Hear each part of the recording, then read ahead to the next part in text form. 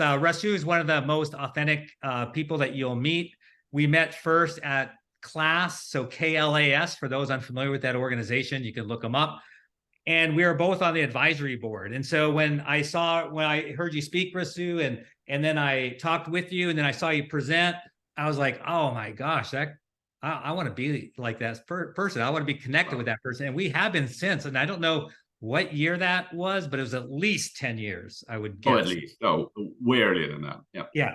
And so we've just been connected on Facebook and all that kind of stuff. And you're just one of the most authentic people. And your name is, you're probably one of the only people that can go by the first name. Everyone knows Rasu. It's like Madonna or Seal, or I should think of someone more contemporary, that goes by one name, one word name. But anyways, you're the real deal. So thank you so much for being on Behind the Mask. So we're going to cover 3 questions before we jump in, and just to level set for everyone. It's really like, who are you? Because oftentimes people look at someone like yourself, Rasu, and will sort of idolize and learn, which is great, but also then they become somewhat intimidated, and they're like, well, I can never be like that. But then when they find out that you're just a real person, a regular person, then maybe there's something that I can do in my career, in my life, and reach all my goals.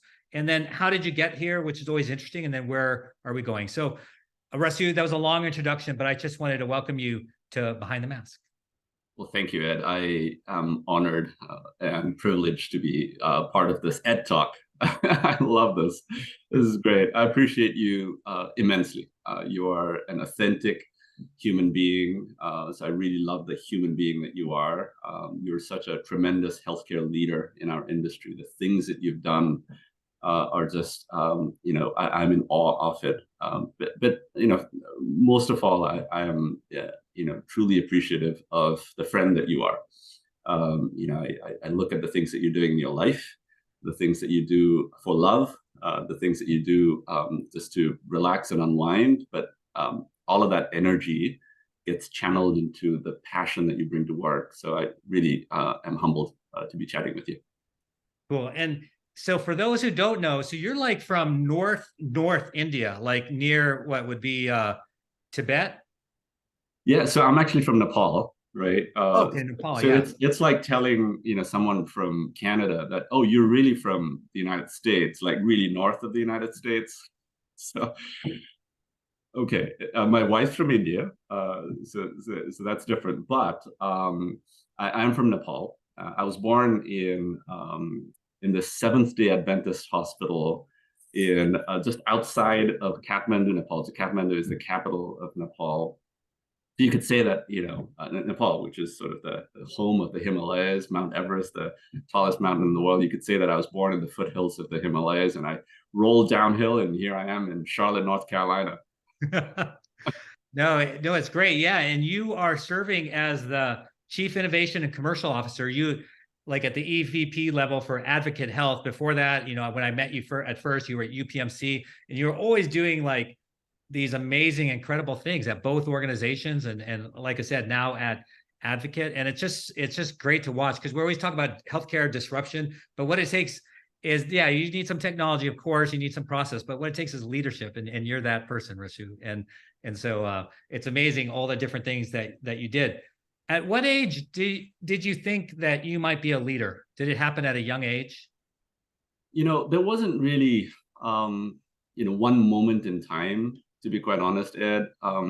I think, leadership is in many ways about finding your mission and following that passion with a purpose, right? And leadership in many ways is also about authenticity, as you said earlier, and it's about serving.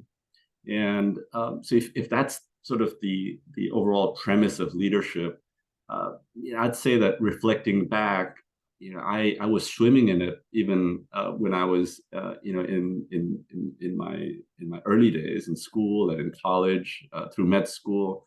And I went into med school because I wanted to serve, right? I wanted to make a difference in the life of a person, right? Maybe a patient or a person, because you're not a patient all the time, but you're a person all the time, right?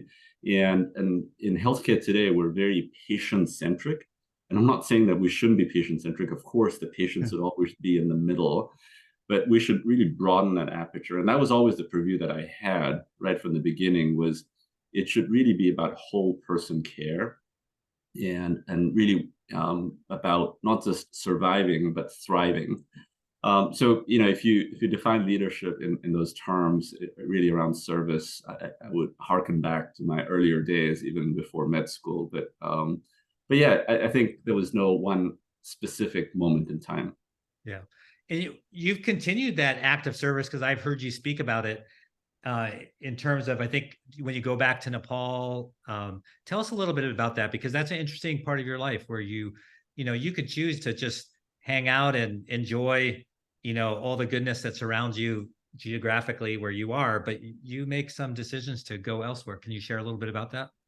Well, thank you, Ed. And it's really my life story.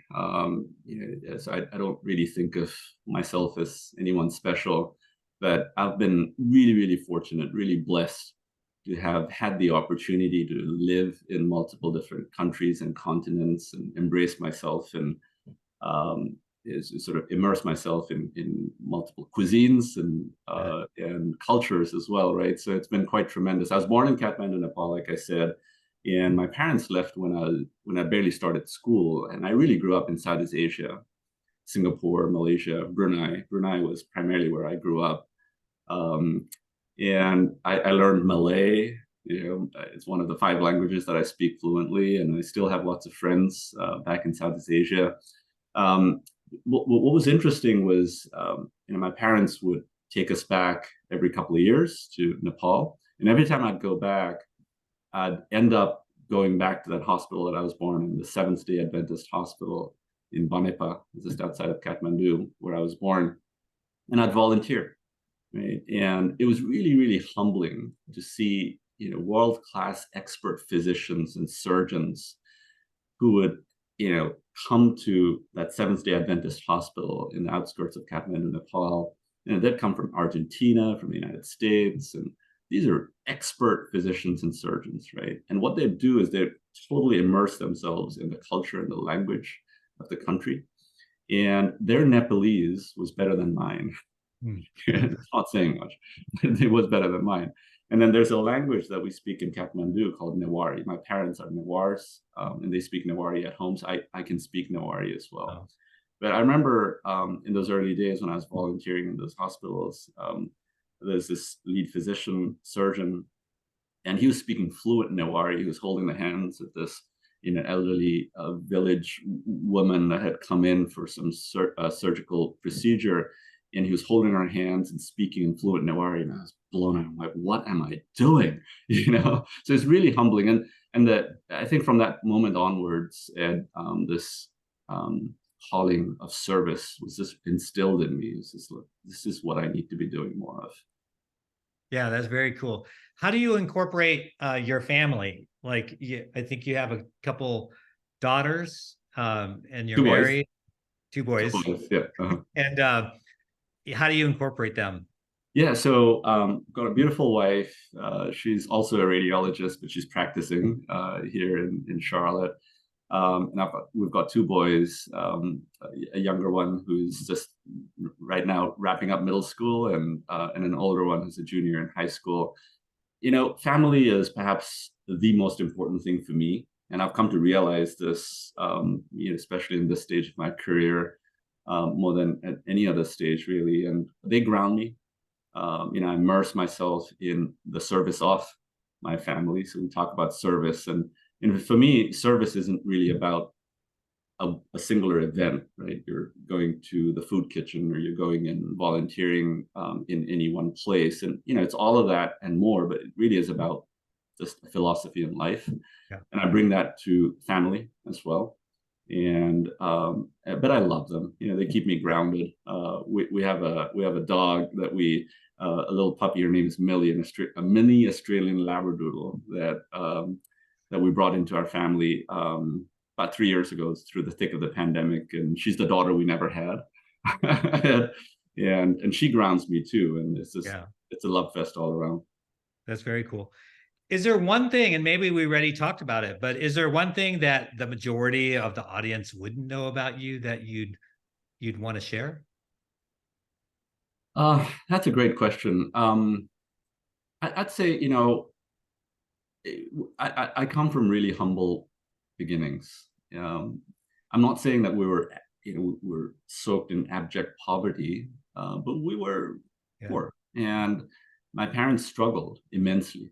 Yeah, and I remember that. What was really interesting was, um, they really shielded that very well from me and from my brothers, who were two siblings, and that was really interesting. And it was, as I reflect back on those early days, those struggles in many ways also shaped me. I understand what it means to not have everything. I understand what it means to live, in such a way that you have to be really mindful of the things around you.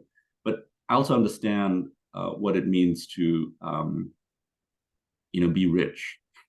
Yeah. And it's not about money. It's not about Yeah. multiple flat screen TVs and the Yeah. wealth that we define here in the materialistic society of the Americas that we live in. Not that I'm shunning America, it's just that I think, and many of us in even here understand this, but true wealth is being surrounded by those that love you, Yeah. and being able to do the things that you cherish the most. Yeah. And by that count, I feel very privileged and wealthy. Yeah. No, that's very well said. Is looking back, is there a defining moment in your life? Like something happened that was a catalyst that led you to a certain direction or led you to certain decisions? Um, so it's been a really interesting journey for me, Ed. If you look at my history here, and I'm sharing more with you than I've shared with anyone else, and that's, I think, testament this to you and the way that you and I have conversations. But from Southeast Asia, I went to college in Malaysia, and then med school in India initially, and then that's when I got into radiology and went back to Southeast Asia, where my parents were, and they were on the verge of retirement at that point. But and then ended up in London, and that's where I got involved in informatics, and did a fellowship there, and it was a lot of fun. And I think that was a defining moment. That was one moment where I was like, really opened up my eyes, and as someone who's in medicine and practicing, to be exposed to informatics and innovation and the world of creating, right? And I think of myself today really as an innovator, a strategist, a builder, right? One like you, who can not just have great vision, working with the struggles that exist out there and the pain points that exist out there, but going from vision to execution, closing in on the O gap, as I call it, right? The operational gap. So it's not just about the bright vision or the shiny objects. In fact, it is not about that at all. It is about the execution and the impact that you can have at the other end. But that was one defining moment, was when I was in my informatics training. I had the opportunity to really soak myself in the art of the possible, and seeing what, as a physician leader, you could bring in the empathy, you could bring in the understanding of what is important for clinicians, but also bring in the specifics of more of that person-centered care that I was talking about earlier, the importance of great UI and UX, user experience and user interfaces, right? So the design thinking methodologies and all of that, but also the realization, which I think was in many ways, I wouldn't say missing, but absent in developing software and creating solutions, and even the business model of healthcare. What was absent was the understanding that this is really a human business that we're in, right? So the culture, the human traits, the science of behavior change, and then the broader macroeconomics of healthcare. So I'm not saying that just that experience alone broadened my eyes and opened my horizons to all of that, but it did. And Yeah. then I got recruited to Los Angeles, which is where I started my journey in the United States, way back when. I was at USC, University of Southern California. I'd say another defining moment for me there, Ed, was where I got an opportunity to really soak myself in the service of pushing the boundaries of innovation and informatics, in IT. And my mentor, Dr. Jim Halls, he was the chairman of radiology at USC for many, many years. He built the department from ground up and created one of the behemoths of a radiology department. And he's still my mentor. He's a father figure. He's over 90 today, Wow. and such an amazing man. And Jim and his wife Mindy are the American parents for us, and Papa and Mindy to my kids. But yeah, I mean, that was another defining moment, Yeah. right? And he opened my eyes to the art of the possible, right? And he said, you have to broaden your wings, you have to continue to grow, and you have to continue to serve in a more impactful way beyond any one department or any one hospital or even any one health system. So that was really amazing as well. Yeah, no, that's cool. Very cool. And so we've been talking a little bit about some of these defining moments, which also sort of morph into how did you get here. So we've learned quite a bit about that. Did you ever have someone along that journey, Rasu, that maybe held you back or tried to hold you back, and how did you respond? I'd be lying if I said no. The real answer is, of course, Ed. We wouldn't get to where we are today Yeah. had it not been for the arrows in our backs and the scar tissue that basically makes us into who it is that we are and how it is that we react to various situations. So yes, I mean, my career, our career has been filled with individuals or groups or organizations, even policies that just hold us back in so many different ways.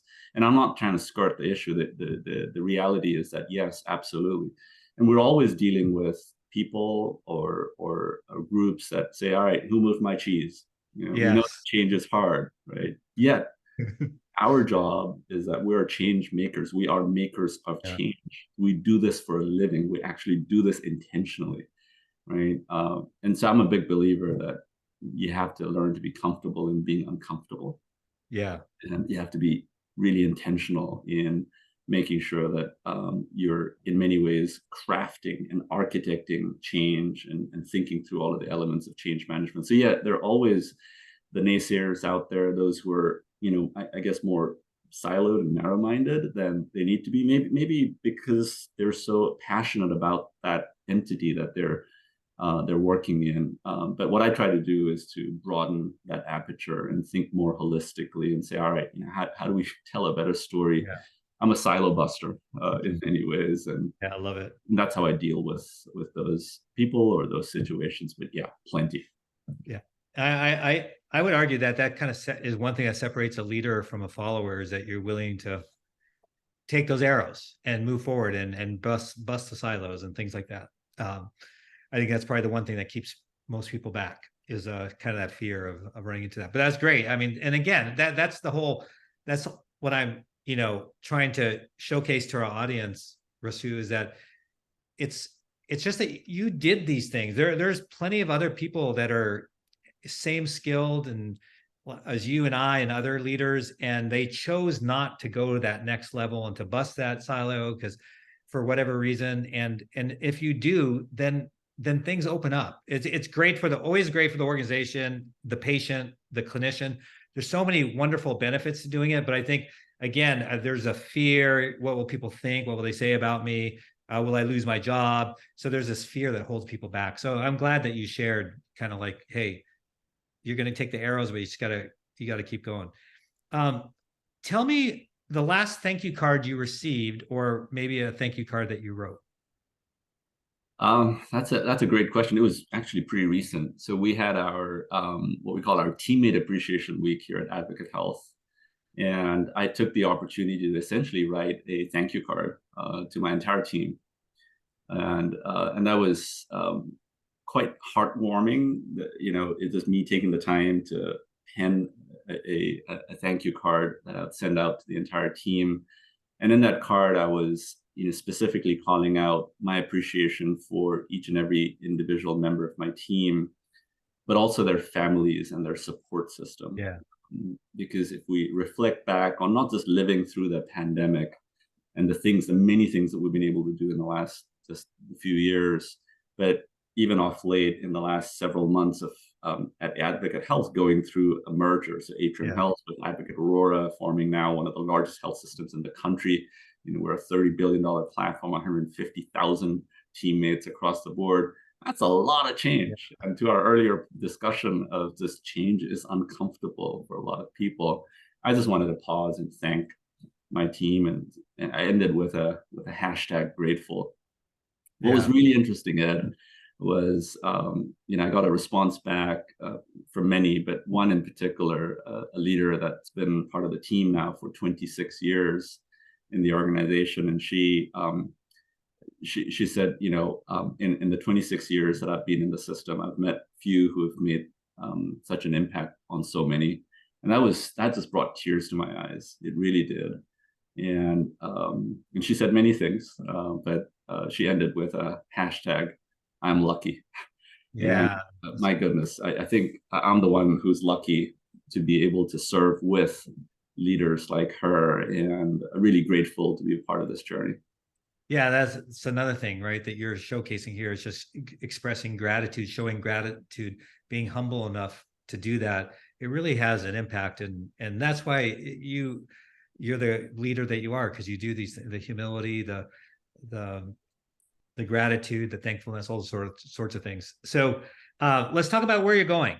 So if you were chatting to the next generation or your young men that you have, what would you tell them to relish in the journey? You know how sometimes we might rush through the journey and not think and take a step back. What are there certain parts of the journey you would tell your young men, hey, and anyone, right? But you happen to have two young men.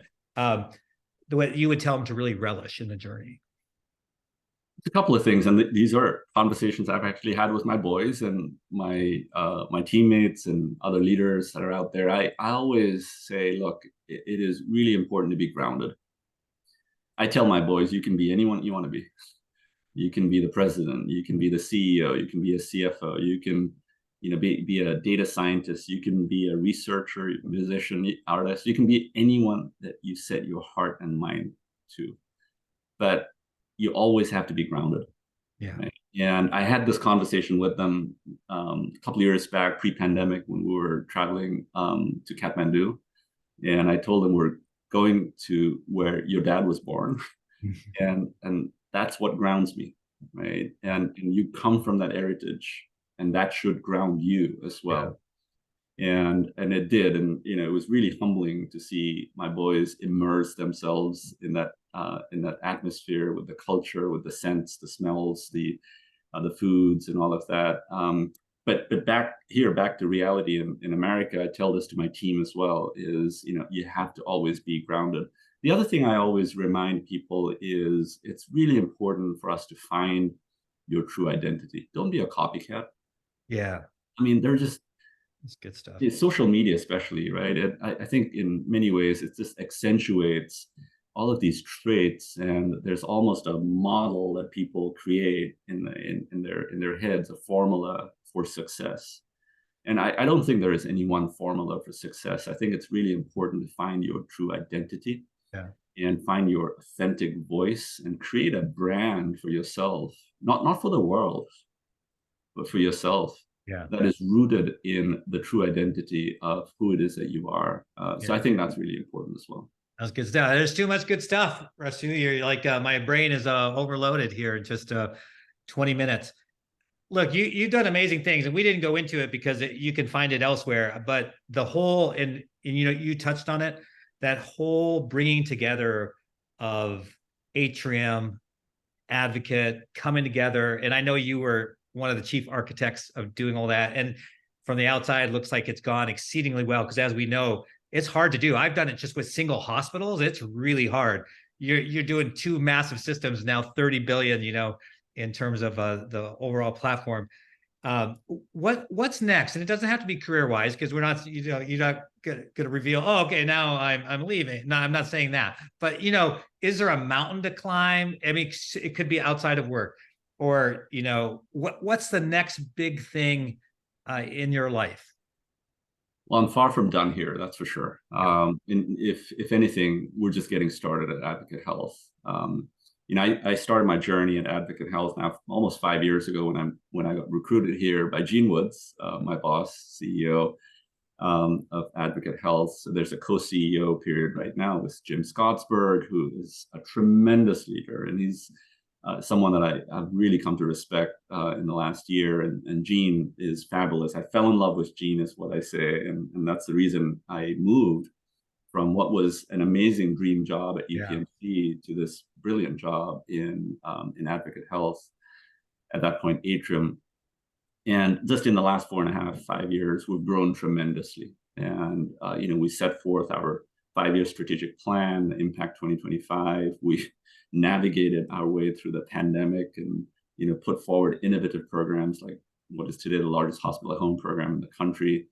We had a vision at that point to build a 4-year medical school in Charlotte. And I said, how about we build it in the middle of an innovation district? Charlotte is ready for an innovation district.